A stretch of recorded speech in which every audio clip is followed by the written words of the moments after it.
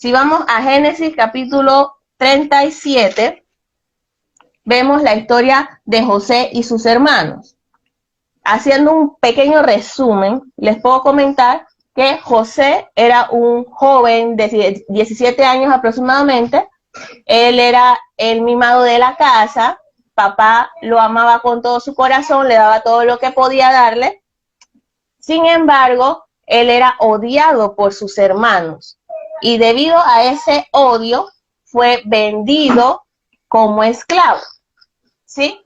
Y al ser vendido como esclavo, vivió bajo esclavitud, fue preso, pero al final de toda esa locura y esas situaciones, él quedó siendo gobernante de Egipto, ¿sí?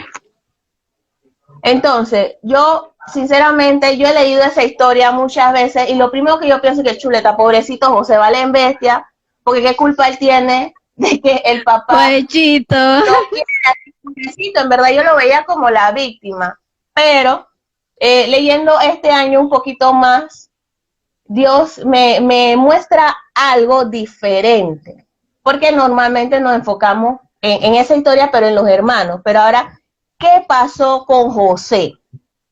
Porque si José era tan pobrecito, ¿por qué tenía que entrar en ese proceso? ¿Me explico?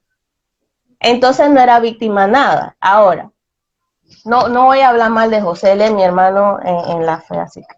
Pero vamos a leer Génesis capítulo 37, el capítulo 4. Dice, y vieron sus hermanos que su padre lo amaban más que a todos sus hermanos, por eso lo odiaban y no podían hablarle amistosamente. O sea, cada vez que estaban los hermanos reunidos y venía José, se dañaba toda la fiesta. Ya era la amargura, el fastidio, y vete de aquí, ya vete para allá, tu papá no te quiere, vaya para su papá. Entonces, ¿qué pasa? Tú teniendo una situación, bueno, pongámonos en el lugar de José. Mis hermanos no me quieren. Ahora, si mis hermanos no me quieren, ¿por qué yo veo en el versículo 6 que dice, en el 5 dice, y tuvo José un sueño y fue a contárselo a su hermano? No era cualquier sueño. Si leemos la historia, cómo era el sueño, era prácticamente les decía, ustedes se van a arrodillar delante de mí. Y más lo detestaron. Y vamos a decir, está bien.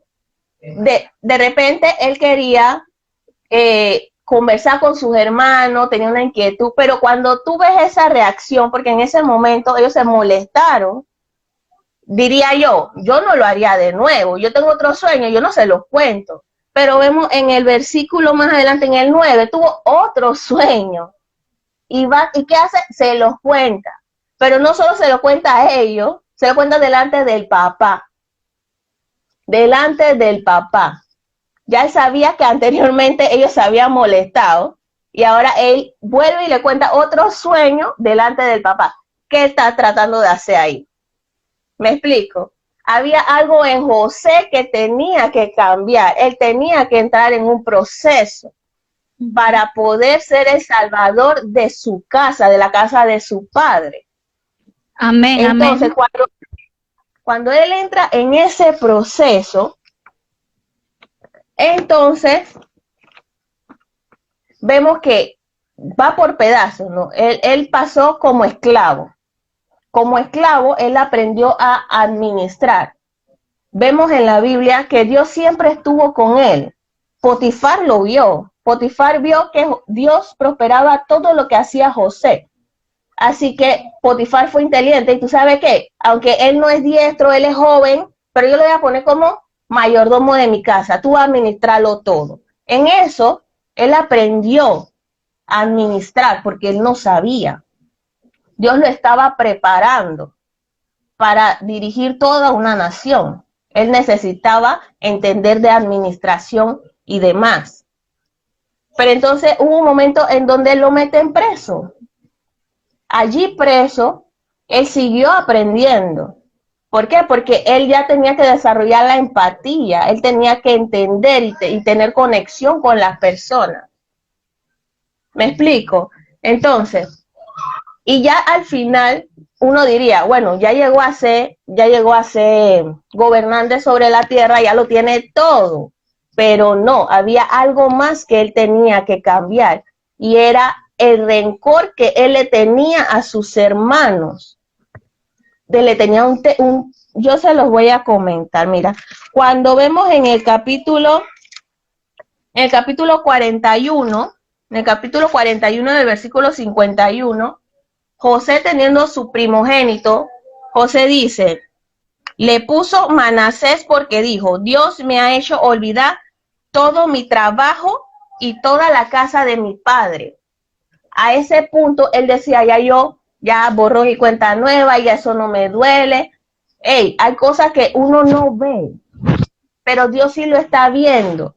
Y por eso tenemos que confiar en ese proceso de Dios, porque lo que tú no ves, Dios lo está viendo. Amén. Él escudriña el corazón del ser humano. Él solo sabe llegar hasta lo más profundo, lo que tú ocultas inconscientemente, Él lo descubre a la luz de su verdad. Amén. ¿Y cómo vemos eso? Más adelante, cuando José en el capítulo 42, cuando José ve a sus hermanos, esa herida hizo así, ¡puf! Salió al descubierto. Él quería venganza. Él quería sacar gracia con su hermano. Ah, tú me vendiste, ahora mira dónde yo estoy, en una posición de poder, me la vas a pagar. ¿Sí o no? Y uno se queda, es que, wow, pero ¿qué pasó ahí? Él no dijo que ya lo había olvidado. Él no sabía que no lo había olvidado, hasta que Dios lo hace confrontar en su pasado, para que él pueda entender, todavía te falta un poco más. Tienes que seguir trabajando. Entonces, cuando está en esa situación, tiene sentimientos encontrados, porque por una parte él se quiere vengar, pero por otra, a él le duele, o sea, le duele la herida, le duele no ver a sus hermanos, le duele no decirles porque quiere desquitarse. Y en 2 ocasiones él se tuvo que apartar y llorar. ¿Por qué? Porque él por una parte quería vengarse, pero por otra parte había alguien que decía, hey, yo soy tu hermano, quiero abrazarte, ¿cómo está mi papá? Ya la segunda vez él tuvo que romper y ya soltarlo. A veces nosotros nos aferramos tanto a ciertas cosas, pero Dios quiere que lo suelte, ya suelta eso, déjalo ir, déjalo. No te está edificando, te está matando y no te das cuenta. Amén. Entonces, y es así. Entonces, ¿qué pasa? Que cuando ya él decide hacer su venganza, y eso pasa en la vida diaria también. O sea, cuando tú tratas de vengarte o de sacar gracia contra una persona que te molestó, que te hizo lo que te quiso hacer, a veces no nos percatamos que nos duele a nosotros, porque nos lastimamos nosotros, pero también lastimamos a personas en el proceso. Amén. ¿Y cómo lo podemos ver en la vida de José? Cuando vemos en Génesis 42, en el versículo 36, ¿qué dice la Biblia? Y su padre Jacob les dijo, me habéis privado de mis hijos, José ya no existe, Simeón ya no existe, y os queréis llevar a Benjamín, porque en su desquite, él les dijo, me traes a Benjamín, o si no, Simeón queda preso. Entonces, ¿qué le dice? ¿Qué es lo otro que dice Jacob? Todas estas cosas son contra mí, contra la persona que él amaba, contra la persona que él añoraba. Su venganza estaba lastimando el corazón de su padre. Entonces, tenemos que estar claros, y por eso la Biblia a veces, la Biblia dice, Dios dice, mía es la venganza, yo soy el que paga. Dios es el único juez justo que imparte justicia. Él es el único que puede hacer las dos cosas a la vez. Tú no puedes ser justa e impartir justicia. O haces una o haces la otra, en la mayoría de los casos. Pero como Él sabe cómo manejar las situaciones, Él es el Todopoderoso, Él dice, suelta la ira, suelta el rencor, suelta eso, entra en el proceso de Dios. Suéltalo. Yo me encargo de esas personas. Yo lidero con eso. Tú sana, tú creces, tú avanzas. ¿Por qué? Porque cuando tratamos de hacer las cosas a nuestra manera, entonces afectamos a las personas que nos rodean. Amén. Entonces, para que podamos decir que vale la pena, y más que para decir que vale la pena, para confiar en ese proceso, lo primero que debo pensar es que lo necesito. Al final, José lo entendió.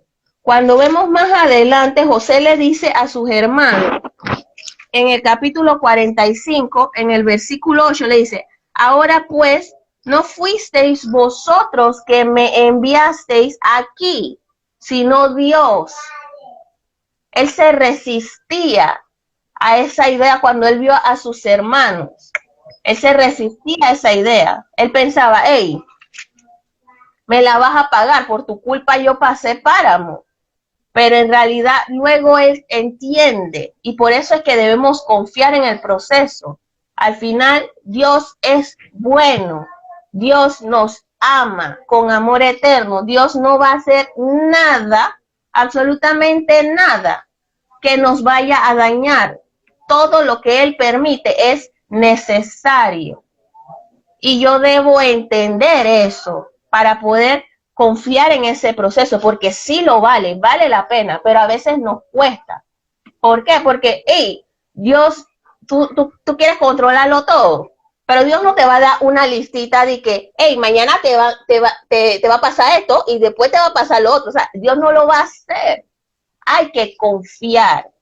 Así de sencillo. Entonces, sabiendo que hay que confiar, a ver, por lo primero. Otro punto que debemos tener claro es que el proceso es diferente para cada persona, ¿sí? Cada persona es diferente, cada persona es un mundo, cada persona tiene sus propias heridas, sus propias experiencias. Aún que tú hayas, por decirte algo, tú hayas pasado por la pérdida de, qué sé yo, tu mamá, y yo pierdo a mi mamá, no entramos en el mismo proceso, aun cuando tenemos un común denominador. Cada uno hace su duelo diferente, cada uno piensa diferente. Entonces, no podemos pensar de que porque mi hermano me cuenta de que, ay, que Dios me liberó, yo le oré a Dios y declaré la palabra y Dios me sanó. Y entonces digo, bueno, yo también voy a hacer lo mismo. Pero no necesariamente Dios quiere que tú hagas eso, sino que Dios quiere que vayas al altar y allí te derrames delante de su presencia. Y les puedo contar que a mí me pasó eso. Me han contado muchas veces que no, que puse mi mano sobre el enfermo y sanó. Pon tu mano sobre ti, ora y tú vas a ver que te vas a sanar. Y sí es cierto, pero el proceso del milagro no es el mismo en todos los casos. Y una vez lo viví, cuando en un tiempo me dio un dolor de espalda espantoso, hermano, nadie se dio cuenta. Yo llegué a la iglesia y yo estaba con la sonrisa, y yo, hola, todo bien, chévere, no sé qué, pero estaba cogida. Entonces, en el momento de la adoración, yo sentí como si mi cuello no soportara la cabeza, como si se me pudiera quebrar en cualquier momento, y yo me postré. Esa fue la primera vez que yo me postré con cara al piso, y yo lo único que le decía, Señor, ten misericordia. Y yo lloraba, Señor, ten misericordia. Y cuando yo me paré de ahí, ya desapareció el dolor. Pues tú sabes que yo tenía como una semana declarando, fuera dolor de espalda, por la sangre de Cristo yo soy sana, que no sé qué. Pero Dios quería que yo lo hiciera de una manera diferente, porque Él es un Dios creativo. Él es un Dios que se renueva, un Dios que es innovador. No siempre te va a sanar de la misma manera, no siempre te va a liberar de la misma manera. Van a haber momentos en donde Él te va a empujar un poquito más allá para que tú llegues a alcanzar lo que Él quiere que tú alcances. Y por eso yo sí recomiendo que los testimonios sean testimonios, no sean una listita o unos pasos A, B, C para que yo pueda pasar la prueba, no. El testimonio es para que yo sepa y recuerde que Dios es poderoso. Y así como lo hizo con mi hermana Yesa, mi hermana Hilda, lo va a hacer conmigo. No de la misma manera, pero lo va a hacer. Ese es lo más importante en todo esto. Entonces, amado hermano, ¿qué pasa? Que nos cuesta bastante pensar, una consulta, ¿cuánto me falta, por si acaso? Como Muy bien. 20 minutos. Ok. ¿Qué pasa con el proceso? Que entonces, como nosotros estamos con la incertidumbre y tenemos la costumbre de ser autosuficiente, si yo no lo puedo palpar, entonces no sirve. Entonces, Dios no me está sirviendo porque si yo no entiendo lo que estás haciendo, no puedo caminar. Pero Dios pide que tengamos confianza, que tengamos fe en Él, que tengamos la certeza de que Él está obrando, de que Él tiene el control. ¿Por qué? Porque sus tiempos son perfectos. Al final, yo no lo veo todo. Yo no sé cuánto tiempo de vida tengo. Yo no sé si yo voy a seguir viviendo en Panamá. Yo no sé si Dios me va a mandar a Argentina y allá yo tengo que ministrar una iglesia o me manda de misionera o lo que sea que Dios vaya a hacer en mi vida. Entonces, todo el proceso que Dios nos permite pasar es justo y necesario. Es justo y necesario. Otro ejemplo, el mismo Jesús. Cuando Jesús hacía un milagro, si ustedes se ponen a ver, los milagros no eran los mismos. No era lo mismo. Y es más gráfico, porque de repente uno dice Dios una deidad, pero Jesús estaba aquí en carne propia. Y sus milagros no eran iguales. Sus palabras no eran iguales. Y cada palabra que salía para cada uno de sus apóstoles, cada uno de los que le seguía, no era la misma. Él tuvo un trato especial con cada uno en diferentes momentos. ¿Me explico? Entonces, yo les pregunto a ustedes, ¿vale o no vale la pena? ¿Ve? Sí vale la pena.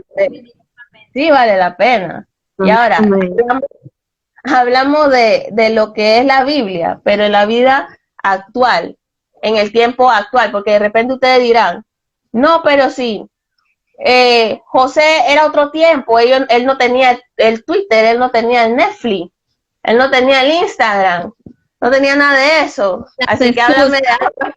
En esos tiempos no había eso. Exacto, no existía nada de eso. Pero el diablo no es como Dios. Dios se renueva, Dios crea cosas. El diablo imita y repite. En ese entonces, igual habían distracciones. O sea, yo no puedo decir que en ese entonces no había distracciones, porque sí habían distracciones. De repente no son las mismas de ahora, pero sí habían distracciones. Igual Dios hablaba, igual Dios levantaba a la gente. Vemos en la historia de José, que él a sus 17 años, él fue arrebatado de su padre. Él pasó de ser un niño rico mimado, porque ellos tenían plata, pasó a ser un esclavo. De un esclavo pasó a ser un preso y de un preso pasó a ser gobernador. ¿Y cuánto tiempo pasó en ese lapso?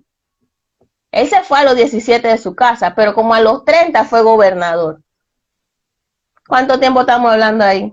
13 años. ¡Santo! Actualmente tú entras en un proceso y ya al mes ya tú quieres desistir. Suelta eso ya. Dios, perdón, pero no puedo. 13 años, mamá, no puede ser. Yo puedo aguantar. Sí, por favor. Yo puedo aguantar. Bueno, ahorita Ven. Ay, señor. Hola. Hello, Roderick. Ya. ¿Cómo tú estás? Estoy bien, ¿y tú? Va a Bien. practicar con mamá. Es que, Ya, voy para allá, pues. Ya saluda. voy a llevar juguete. Él está soltando su rema. Bueno, entonces, vemos que, o sea, tanto tiempo.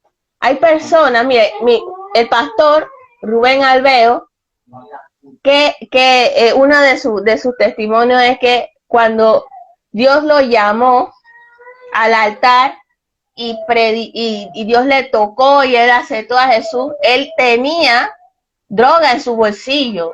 Saliendo de la iglesia, la agarró y la botó y dice, esto no es conmigo nunca más. ¿Verdad?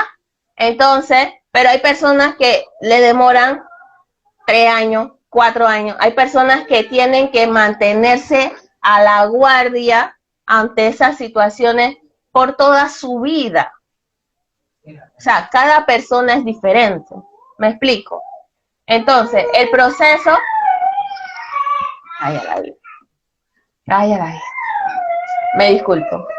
El proceso que nosotros llevamos en nuestras vidas es diferente. ¿Sí? No puedo esperar que lo que a ti te tomó un día, una oración, a mí me tome lo mismo. A veces toma más tiempo. Ya, ya, ya. Ve a tomar agua. ¿Ya? Ya no llores, ve para allá. ¿Sí? Ahora yo voy. Ya, ahora yo voy. Ven. Pero papá está malito conmigo. Dile perdón, pues pídele perdón, para que ya no te moleste. No, papá. Ok. Entonces, seguimos acá y disculpen la interrupción. Tenemos que estar claros y ser pacientes. Los tiempos de Dios son perfectos. No porque mi hermano, y yo lo he escuchado, me ha tocado conversaciones con hermanos de otros países por la cuenta más, que han conversado conmigo, se han sincerado conmigo, me dice, Juliana, yo siento que Dios le responde a todo el mundo menos a mí.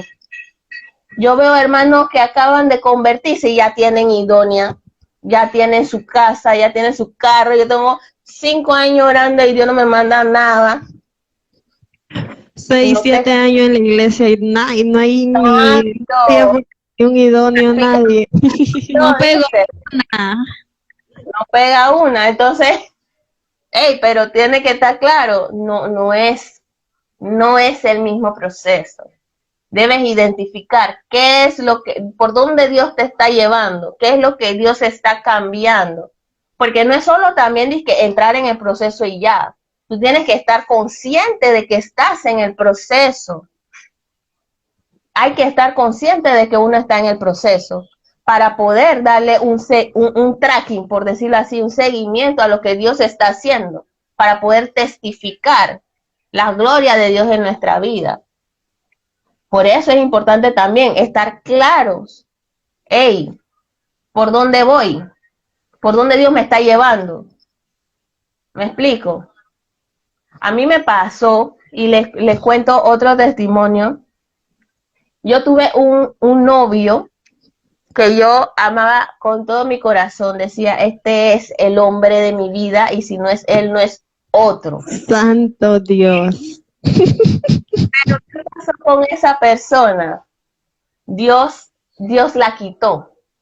Porque Espérate no que era me la... voy a parar y me voy ahí.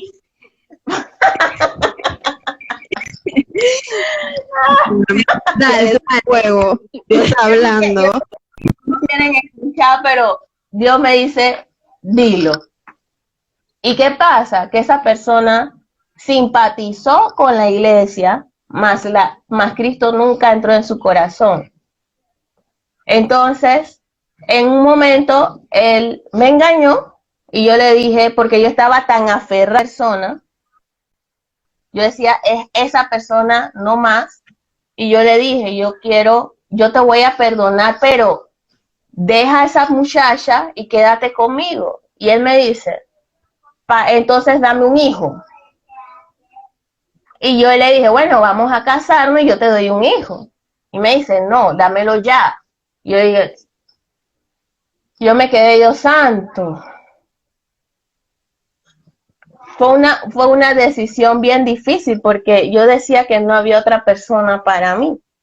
Era esa persona, esa era la indicada, ese era mi pensamiento. Pero estaba Dios diciéndome, hey, tú desde chiquita me prometiste que te ibas a casar primero, que te ibas a casar y ibas a tener tu hijo.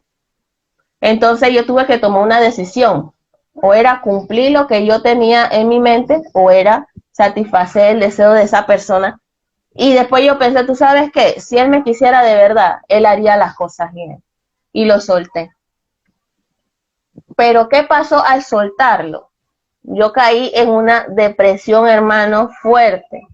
Porque yo desde chiquita, yo decía, Dios, yo a mis 27 años, yo voy a tener mi casa, mi carro, mi esposo, voy a tener 4 hijos, nadie que uno, 4, o sea, y esa era mi fantasía desde chiquita. Pero a mis 27 años, adivinen qué, yo vivía en un apartamento alquilado, no tenía esposo, no tenía ni el perro que me extrañara si Dios me llevaba con él. Entonces, yo me sentí horrible. Me sentí horrible porque dije, chuleta, no tengo nada. Y entonces varias de mis amigas ya lo tenían todo. Dale, te quedan unos minutos, así que habla lo que hiciste en ese proceso, que hay sierva aquí que también espera y te están prestando atención. Así que estos minutitos, dale. Entonces, ¿qué yo tuve que hacer? Yo tuve que meterme en oración. Yo no aguantaba, yo tenía ganas de salir corriendo y decirle, bueno, hazme un hijo, pues. En serio, en serio, yo no puede ser. Era el diablo rondándome y acechándome y poniéndome ideas extrañas en mi cabeza. Y yo tuve que decirle, Dios mío, tú eres mi fortaleza. Si tú me dices que ese no es, entonces me mantengo firme hasta el final. Y yo con la edad que tenía y no tenía pareja. Y a esa edad, ya cuando ya yo me había graduado de la universidad y todo, o sea, ¿dónde iba a socializar para conocer? Están pidiendo los consejos, las siervas están pidiendo los consejos. Estaba difícil el asunto. Te quedan 5 minutos, Julia, así que los consejos. Rápido. Y yo tuve que confiar en Dios y yo me metí y Dios trabajó fuertemente conmigo eso. Y me dijo, hey, lo tuyo es tuyo y va a llegar cuando tiene que llegar. Y mi hermano me decía, repítelo, por favor. Lo que es tuyo y tienes que esperar porque Dios lo va a llevar en su momento específico. Y el pastor de jóvenes, mi hermano, decía, cuando te cases es que vas a tener hijos. Yo tenía hasta miedo de ser estéril. Y es una cosa bárbara, tendríamos que hablar de eso en otra ocasión, pero Dios me dio la oportunidad 3 años después de conocer a mi actual esposo y fue como Dimas dijo, quedé embarazada de una vez. Y ahí está mi hijo, ya lo conoce. Entonces, esperar en Dios, confiar en Él, siempre tiene recompensa. Y un proceso, y que ya pasé este proceso, ya terminó, no. Toda la vida es un proceso, porque tenemos que ser trabajados hasta llegar a la estatura de varón perfecto. Tenemos que llegar hasta el punto en el que Dios dice, ya estás listo para el propósito por el cual te puse en la tierra. Tenemos que confiar, vale la pena. Entremos en el proceso, no nos resistamos. Te resiste y es peor, mejor acéptalo y que fluya. Que fluya. Dios tiene el control de nuestras vidas y Él no nos va a avergonzar. Y en su palabra dice que Él concede el deseo de nuestro corazón. Y si en mi corazón estaba el anhelo de ser mamá, ahí está mi hijo. No tuve que ceder a lo que el mundo me decía. No tuve que ceder. Dios me lo dio en el tiempo específico porque supe esperar. Y bueno, listo. Aleluya.